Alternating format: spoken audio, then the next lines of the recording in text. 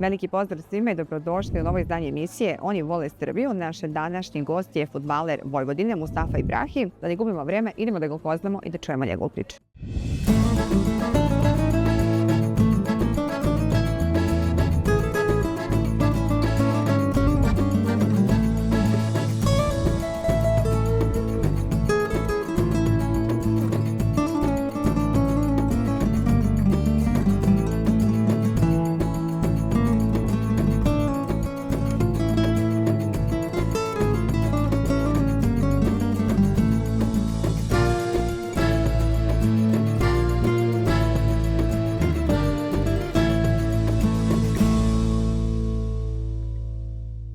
So first of all, thank you so much for being here. How are you doing? That's my first question. I'm glad to be here and I'm doing pretty well. Okay, tired after practicing? You have a lot of practices, guys, these days. Yeah. I'm a little bit tired because today's section was very hard. The first thing I want to talk about is you. I want to get to know you, get to know your story, because I'm sure you have a great story and I would like to hear that from you. So tell me more about your upbringing, because we're born in Ghana. You're from Ghana, right? Yeah, I'm from Ghana. I mean, you are free to ask anything that you want to ask and I will tell you anything that you want to know. Yeah, but tell me more about that upbringing, because it's a beautiful country. I heard a lot of great stories about Ghana. I have the chance to interview a lot of colleagues of yours that are from that country. Bukari, for example, you know him? Yeah, Bukari is my good friend. We play together in Resta. Oh. Yeah.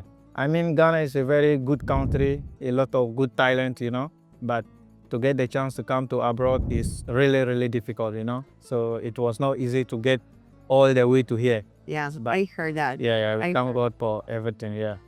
Okay, but let's go step by step. We're going to talk about your beginnings in football in Ghana. Tell me more about you, your family. Tell me more about you growing up in your beautiful country. Yeah, I mean, I grew up with my mom and dad, I started playing football when I was 5, 6 because my dad was ex-footballer. Wow. So I started pretty young. And in the beginning, it was really, really difficult. I've been with a lot of academies, until I have my final academy. That was Edo Africa, who gave me the opportunity to come to Serbia here and start my footballing career in Resta. So you were inspired by your dad. Yeah, your dad. I mean, I was really young. I didn't see him playing at the top level, but growing up, he was a little bit old. So I used to go with him to the pitch, but not professional level anymore, He was retired by them. Yeah, but I was motivated by him. He helped me a lot during my childhood. Okay. Was it sort of motivation and dream for you to try to be even better than your dad for him, to make him proud? Yeah. I tried everything, but he still believed that I cannot be better than him, Okay. But I'm doing whatever it takes because he didn't get the chance to play in Europe because of his work. So I'm doing everything to convince him that maybe I will be better than him one day, yeah. But now he thinks no. You did a lot. You went abroad. That's a big step, guys, because I heard a lot of stories that it's difficult to go out of Africa because there's a big competition. Yeah. You are born, guys, with an enormous talent. That's amazing. Yeah. The only the problem in Africa, you don't have infrastructures. Yeah. And so I think the competition is even hard because people want to go away, right? To find, Yeah, it's really difficult in Africa because we have a lot of good talent out there, but we don't have the opportunities. Maybe in a year out of 100%, only 10% get to make it to Europe, So it is not that easy, but we thank God with hard working and prayers, I think you reach wherever you want to reach, yeah. Yeah. Before talking more deeply about your football career and your beginnings, you said before that you grew up with your mom and your dad. No siblings? Are you only child? No, I have 2 siblings. Okay. That was weird for me, guys. Yeah. I know you guys have a big family, so I was like, okay, it's possible he's the only child. I have 2 siblings, 2 sisters, and I'm the last one of my family, yeah. They are not in sports, I presume. They're not doing sports. No. My first sister, she doesn't have a work now, but my second sister, she's a teacher. No. Yes. Okay, that's great. It's nice to be the only boy between the girls. You're a little bit boy. They take really good care of me. Yeah. Okay, it's interesting. You have a positive side for sure. Being the only guy and having 2 sisters. Yeah. But okay, you were telling me before about the academy. So tell me more about that. Tell me more. Yeah, I mean, I've been to a lot of academies, and there are a lot of academies in Ghana, we don't really have the chances, you know. They just keep you out there and trying so hard to give you the chance. So I've been to a lot of academies, and if I realize that I can't get what I want here, I need to move on to the next, you know. Yeah, I nearly gave up in football, and the last opportunity came. I didn't want to go, but my dad was convinced that I need to go, you know. And I tried, and it worked out, yes. Do you think that in Ghana, since we know the situation that it's a big competition and there are other problems that could prevent a person from getting a chance, there are still many good players and maybe never give the chance so they quit football? Yeah, a lot of good, even right now, my best friend right now, I used to look up to him, you know. Okay. I used to think that he will play football, go up there and help us to get there. But most of them never make it out there. And now we are here and they are back there because they didn't get the opportunity we get. But in terms of their football, they were much better than us. So it comes with luck sometimes as well, you know. Yeah, it's a psychological fight, right? It's a psychological war with yourself to try to resist, to try to be strong enough to handle everything, because it can be challenging. Yeah, it's really challenging because some people give up so early, you know. They try whatever it takes, but it is not making sense and they give up. But if you have the determination, hard working and prayers and just keep pushing, I'm sure one day the doors are gonna open. And some people, a lot of people don't have this mentality. They try 1, 2 and they don't make it, then they just relax and stay back, you know. But for me, growing up, I didn't learn anything. Football mean everything to me. Without football, I don't know what I'll be doing by now. So I just keep pushing until the door open, you know. You were so determined. You knew what you wanted. But there was a moment throughout this journey, in that moment, that made you a situation, a moment when you were questioning a little bit if this is the right choice for you or not. Was it a hard situation? Yeah, there were a lot of hard situations because I got a lot of chances, you know, to come to abroad at the earlier stage. But I always miss it during some little problems, you know. So I was thinking that maybe this is not for me. But if I look at the other way, I realize I don't know how to do anything and I don't want to do anything. It is just football that I want to play, you know. So I just keep on going until the door is open, yes. You didn't have a backup plan. It was only football. I didn't have a backup plan, yeah. So that was it. So I just keep going, yeah. But maybe this is the thing that made the difference. Maybe it's this, because you said I want only this. So no matter what's gonna happen, okay, it's gonna be a hard moment, but I wanna try to do that. Because a lot of our friends, you know, they were really good at school. So they feel like, okay, if the football is not working, I need to go back to school, you know. But for me, I was really bad at school. And football is the only thing I wanted to do. So I just keep pushing, yeah. A lot of people who fail in Africa is because maybe they have a backup plan, you know. So they are like, no, I need to stop and do this, yes. But for me, I didn't want to do anything else apart from football. Okay, take us back to the moment when your agent at that time told you, okay, you can go. Yeah, at that time, you know, I play in academy and we have an agent tournament, like team tournament, you know. A lot of agents came from Europe to watch this tournament. And before, I actually didn't travel to Serbia at the first time. I traveled to Spain and that was Valladolid, you know. So I played in Valladolid for like 3 months and that was a trial. Yeah, so after this 3 months, we were a lot of players, so they got to pick up 2 players and I was not in these 2 players. So I had to go back to Ghana, keep working again, and my team promised me that they are gonna give me a second chance. And I also let them know I didn't make this one because that was my first appearance. And I really learned a lot, and if they give me another chance, I'm not going to let them down. So this was what convinced them, and they are like, okay, we need to let you go try in Serbia. And I said, I'm happy for this. And I came and everything worked out. Serbia was your lucky land. Yes. Your lucky land. Yes. And how was that first moment? Because, okay, it's difficult from Africa going abroad. It's a cultural shock, first of all, at first, because there are a lot of things involved. It's not only football. It's not only what's happening on the pitch. It's a cultural shock. You're without your family, new country, new people, new language, everything. Yes. I mean, when I got the chance to travel to Spain at the first time, I didn't tell my family, you know. With all the process, when the process was going on, I didn't tell them because I had a lot of chances to travel in Europe, and later it collapsed. So with this, I didn't want to tell them and it collapsed and maybe they lose interest in me or something. So I let everything work out. Even when I was going to the capital city for my papers and everything, I didn't let them know. when I got my visa and everything and I got my plane ticket, then I told my dad I was traveling, you know. He didn't trust me until I went back home with papers and everything before they trusted me, you know. Yeah, but It was really great moment for me and my family. wait. You didn't want to tell them at first because you didn't want to, let's say, let them down? No, because I got opportunities to travel before and it didn't work out, you know. Okay. So I didn't want to tell them this and they feel I'm lying once more again, you know. Even in those moments when things didn't work out, they were super proud of you because you were Yeah. trying, you made an effort. And this is in life. Life is like this. Sometimes things, you need to wait the right timing. Timing is everything. Maybe you weren't ready. Yeah. Maybe at that time you weren't ready. And when you came to Serbia, you were ready. I mean, this is... I understand this and sometimes they also understand this, but sometimes they feel a little bit down, you know, and they didn't work out, you know, and they will be sad. But for you, they feel down for you, not because of them. Yeah, Yeah. and I also feel down, you know, because I'll be asking myself, when is this going to happen again? Because sometimes the opportunity just come at once, and if you don't take it, it's difficult to get this kind of opportunities again, you know? Yeah. Yeah, because the talent and the players are way too much, but the chance is little. So it's a big problem for us, yes. But don't you think that all these, let's say, negative experiences made you stronger, made you the player you are today? Yes, I think if you pass through these situations, yeah, it really makes you stronger, yes. Yeah, even when I came to Serbia in the beginning, you know, it wasn't easy, you know. I was here like 6-7 months and the COVID came, you know.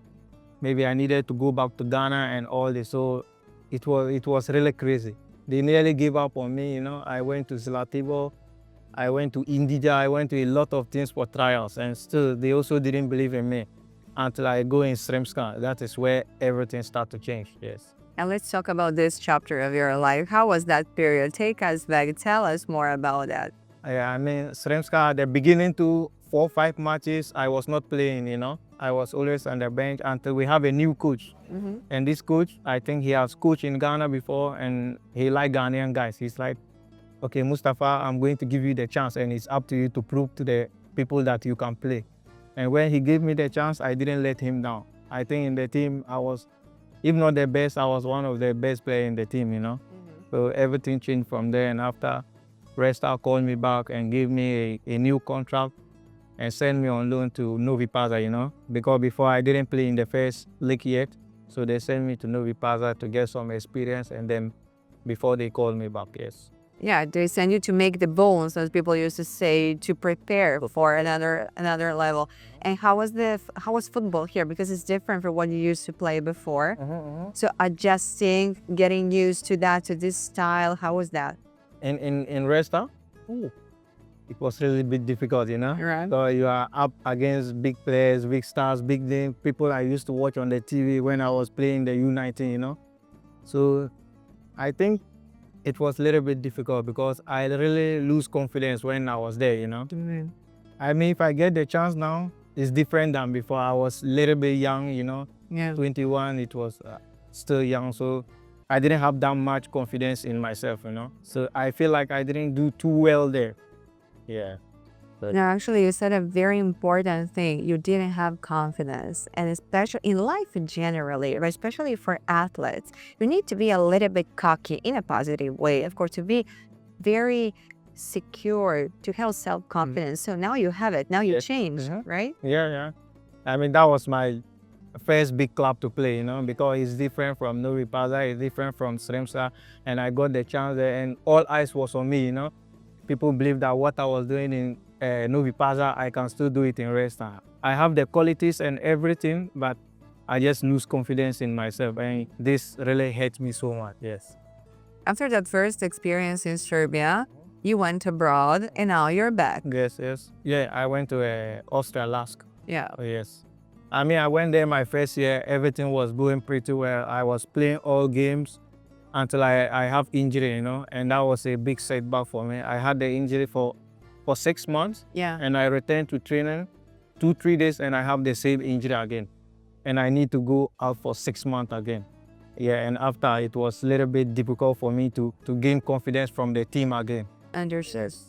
Yeah, I wanted to talk about this topic because, injuries are the worst thing that can happen to you guys, being out of the pitch, the mental preparation.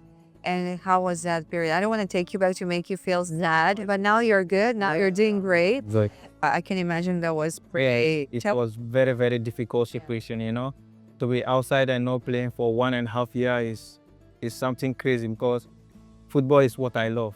Yeah. Football is what gave me everything. To stay 1.5 years without playing is so difficult. You know, you are always alone. Nobody is there to help you. Nobody is there to watch you. It was a really difficult moment for me. Yes. Yeah, but now you're feeling good. You're feeling great. Thank God you are in shape. You're good. You came to Vojvodina and you said before signing, before the official sign, you said that this is the right opportunity for you. You came at the right moment. Yes. So tell me more about the communication with them before coming here. Okay. I mean, when after my injuries, you know, it was very difficult for me, like I said, to gain confidence with the team and the staffs again. And I realized that I have a lot of options, but I choose Vojvodina because I have been in Serbia before and I know how the football works here, you know. And when I was here, I really enjoy it. So I was like, okay, I need to pick this, come back here, gain my confidence and everything. Then we see what is next again. So that was what motivated me to come back to Serbia because I know the league really well and I feel like with here, everything is gonna work out again. Yeah. And you guys as a team, you're growing so much from round to round. So tell us more about this. A couple of days ago, right? You played against your former team. Yeah. Against Zvezda. Yeah. I mean, the spirit in the team is good now, the atmosphere and everything. We are just working and taking it game by game, you know? So we see. How important is your communication, your collaboration with coach? How much is helping you to shape even more, to develop as a player? He's a really good man, not only him, with all the staff that he worked with, you know? The staffs in the team, the management, everybody, and even the players as well. I mean, the motivation in the team is really good, and I think we showed it a couple of times in the pitch, and we just want to keep going like this. Yeah. What kind of relationship do you have with your teammates? I have good relationship with everybody. I think everybody in the team is so nice. Yes, yes. You're right. We can see that on the pitch because you can see that you're a good group. Yeah, we are really. We're getting along. We're super connected. Yeah, that's great. The team is fine. Yes. So in the locker room, a lot of music, good music, I can presume, right? John is the DJ, like, you know. Who? John. Oh wow. He was the DJ. Like he listens to everything. Yeah. He listens to everything. Serbian music. I was surprised. Yes, but yeah. You know, when he plays Serbia, then he play Afrobeat, he plays Serbia, then this is how we balance it in the team. Okay, great. So he's the leader. We can say that John is the leader. Yeah, he's the leader for the music, yes. Great, great. So I can presume that it's very funny, even outside the court. But tell me, let's talk about the ambitions, guys, with Vojvodina for this season. What's your dream? What would you like to accomplish with the team? I mean, like I already said, the spirit in the team is really good and we are still in the cup and we are doing well in the league. Our goal is just to go game by game, just to make sure we get the win. And at the end of the day, if we are winning the games, we know what is coming next, you know? So we are just calm and taking it game by game. Yeah. And just want to win, yes. You're super mature when you're saying this because this is maturity. You're saying, okay, let's go game by game. But I would like to hear your dream. Everybody is allowed to dream, to have dreams. So maybe a European competition? Is this a dream? Yeah, of course, it's a big dream, you know. It's a big dream to maybe be in the European competition. But like I said, if we want to be there, we need to win our game. Yeah. So we just take it step by step, game by game, game by game. We don't want to rush or put too much pressure on ourselves. Yeah. Every game now is like maybe final to us, you know. The more we win, the more we get up there. So we just take it game by game. And at the end of the day, I think we are going to achieve what we want. Yes. Yeah. Since you were even abroad, you lived even abroad last season, you played in another country. How do you feel now when you're back in Serbia? Because I had the feeling that you feel comfortable here. Yes, I mean, like Serbia is like my second home, you know. Really? Because after Ghana, I spend most of my time here, you know. So living in Serbia is just like living in Ghana for me, you know. Yes, I'm really comfortable here. Did your family come to visit you here? Yes, right now my family is here. Wow. Tell me one thing. How is your life outside the court? Do you like to hang out here? Do you like the vibration of Novi Sad, the atmosphere that is here? I mean, the atmosphere here is it's really nice, but I'm really the boring type. I really don't go out that much, you know. If I'm just going out, maybe to eat something or to go for shopping, and that is all. I don't really hang up outside that much. I just like to stay inside and play some games or just rest. Yeah.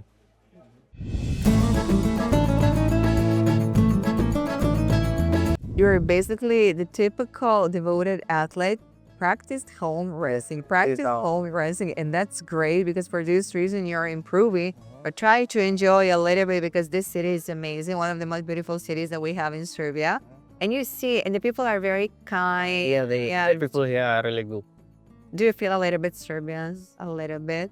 After all these years, even if it wasn't in a role, all these years here, do you feel that you have a little bit of a Serbian mentality? Because, you know, every time, this is normal. When you live from any time abroad in one country, you start to take something, the culture. From the... Yeah. This is very good question. Maybe I don't really see it because if not training, I don't really associate too much with people, you know? Okay. Yeah, what I just do is about just football home. But going out that much, maybe if I was to be going out that much or maybe have more friends outside football, maybe some things will be different. But now, I don't know. But how do your family likes here? What are their impressions? Because you said that they're visiting right now. So Yeah. They have been here for like 3 months now. I think. Wow. I think they like it. Wherever I am, I think they are cool with that, you know? Did you bring them to eat the Serbian food? Yeah, they eat some Serbian food. Oh, great. I mean, once in a while we go in the restaurant, but not that much, you know? That's okay. Well, we like to eat this heavy African food, you know? Fufu. You're fufu. I know fufu. Osman, your friend Osman Bukhari told me, I think it was one of the first episodes that we filmed, and he told me, no, I'm a fufu guy. He explained to me what is fufu, but... That's our best food. Everyone from Ghana, their best food is fufu. It's your signature. It's your signature thing, guys. I understand. Thank you so much for this interview. It was a pleasure. I wish you a great and successful season. And to wrap up, you have this camera over here. If you want to send a brief message to the fans. First of all, I just want to tell you I'm also happy to be here. And thank you so much for inviting me. And I just want to tell the Vojvodina fans to keep trusting in us. We are going to give them something special this season.